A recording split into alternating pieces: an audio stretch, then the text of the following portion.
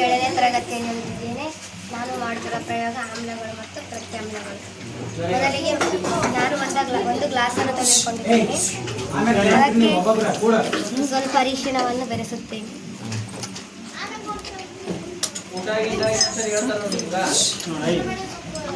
ಅದನ್ನು ಮಿಕ್ಸ್ ಮಾಡುತ್ತೇನೆ.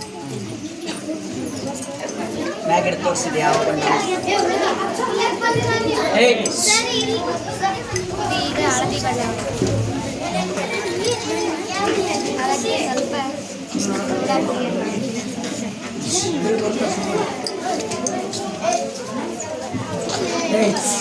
ಪುಡಿ ಬೆರೆಸಿದಾಗ ಕೆಂಪು ಬಣ್ಣ ಬರ್ತದೆ.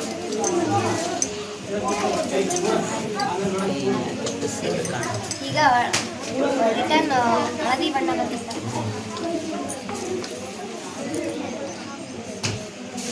ಸರಿ ಕೆಲಸ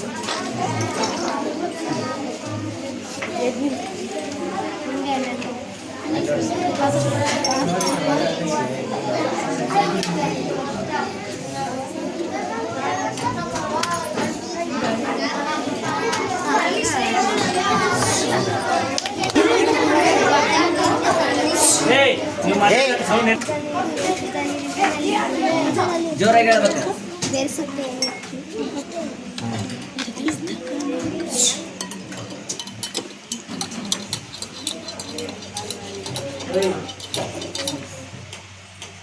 ಇದು ಶುದ್ಧ ನೀರು, ಇದು ಉಪ್ಪು ಮಿಕ್ಸ್ ಮಾಡಿದ ನೀರು.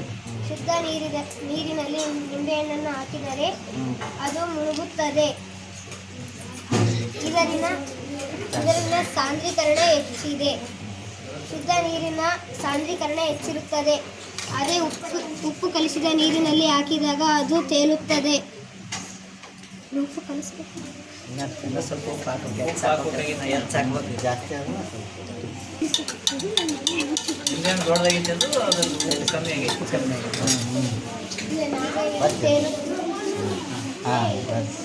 ಇದರ ಸಾಂದ್ರೀಕರಣ ಕಡಿಮೆ ಇದೆ.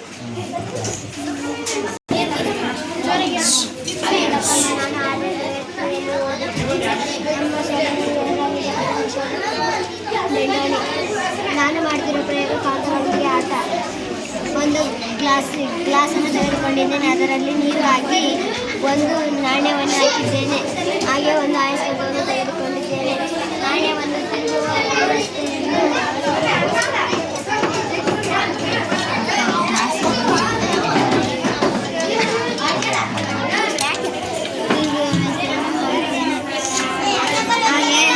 ಆಯಸ್ಕಾಂತವು ಎಲ್ಲ ವಸ್ತುಗಳ ಮೇಲೆ ಆಕರ್ಷಿತ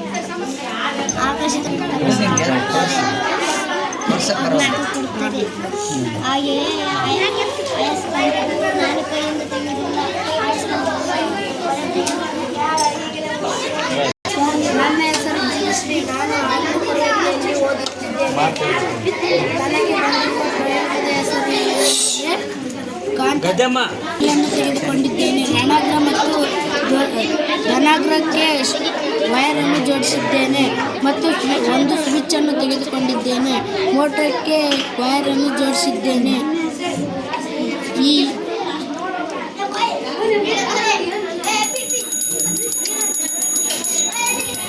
ಥರ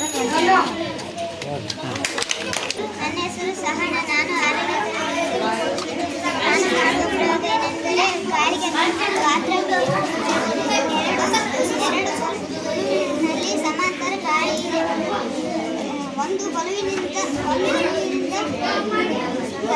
ಗಾಳಿಯನ್ನು ಹೊರಗಡೆ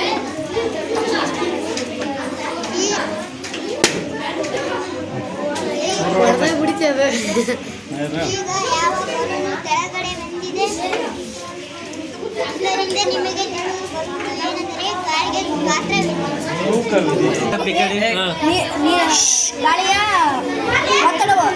ಗಾಳಿಯ ಒತ್ತಡದ ಮೇಲೆ ನೀರು ಹೊರ ಹಾಕ್ತದೆ. ಈ ಗಾಳಿಯ ಒತ್ತಡದಿಂದ ನೀರು ಹೊರ ಹಾಕುತ್ತದೆ.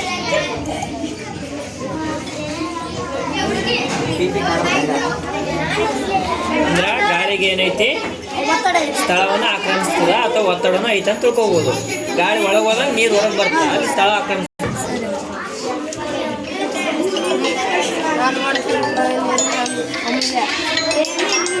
ಖಾಲಿ ಬೋರ್ಡನ್ನು ಯಾಕಂದ್ರೆ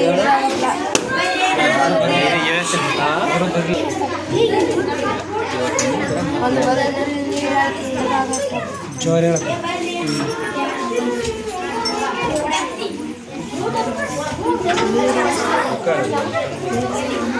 ಏನ್ ತಿಳಿತೀವಿ ನೀರು ಅತ್ಯಮೂಲ್ಯ. ಅದಕ್ಕೆ ಜೀವಜಲ ಅಂತಾರ. ನೀರು ಅತ್ಯಮೂಲ್ಯ. ನೀರನ್ನು ಮಿತವಾಗಿ ಬಳಸಿ. ಎಲ್ಲರಿಗೂ 2 ಶ್ವಾಸಕೋಶಗಳು ಇರುತ್ತವೆ. ಅದು ಹೇಗೆ ಕ್ರಿಯೆ ಮಾಡುತ್ತವೆ ಎಂಬುದನ್ನು ತೋರಿಸುತ್ತೇನೆ. ಉಸಿರಾಟ ಮಾಡಿದಾಗ ಹೀಗೆ ಆಗುತ್ತದೆ, ಉಸಿರನ್ನು ಬಿಟ್ಟಾಗ ಹೀಗೆ ಆಗುತ್ತದೆ. ಈ ತೋರಿಸು. ಉಸಿರನ್ನು ಒಳಗೆ ತೆಗೆದುಕೊಂಡಾಗ ಬಲೂನ್ಗಳು ಉಬ್ಬುತ್ತವೆ. ಈಗ ಬಿಟ್ಟಾಗ ಅವು ವಿಕಸನೆ ಆಗುತ್ತದೆ. ಸಂಕುಚಿತ ವಿಕಸಿತ ಅಂತ ಹೇಳ್ತಾರೆ. ಮಾತಾಡ್ರಿ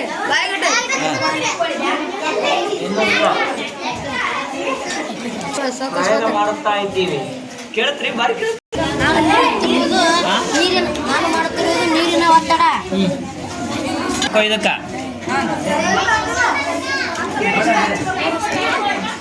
ಹೇಳ್ಬೇಕು. ಮೇಣಬತ್ತಿ ಹೆಚ್ಚಿನ ಸೈಡ್ ಎಲ್ಲ ನೀರು ಹಾಕಿ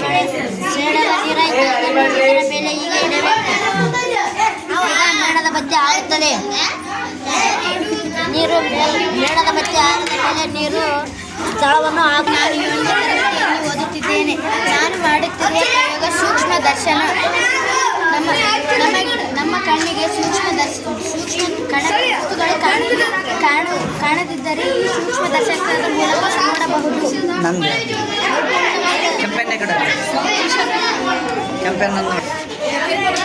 ಸ್ವಲ್ಪ ಬಾಗಿಸ್ಬೇಕು ಯಾವಾಗಲೂ. ಇಷ್ಟು ಅದನ್ನು ಕಾಣಬೇಕಾ ಮೋತಿನ ಕಾಣ್ಬೇಕಂದ್ರೆ ಏನು ಮಾಡೋದು? ಇಷ್ಟು ಹಿಡಿಬೇಕಾ? ಅಷ್ಟು ಹಚ್ಚಿದ ಮ್ಯಾಗ ಬಾಟ್ಲಿ ನಿಮ್ಗೆ ಇಟ್ರೆ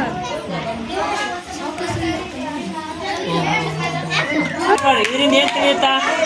ನೀರು ಸ್ಥಳವನ್ನು ನೀರ್ ಏನ್ ಮಾಡ್ತದ? ಒಳಗಿನ ಗಾಳಿ ಎಲ್ಲ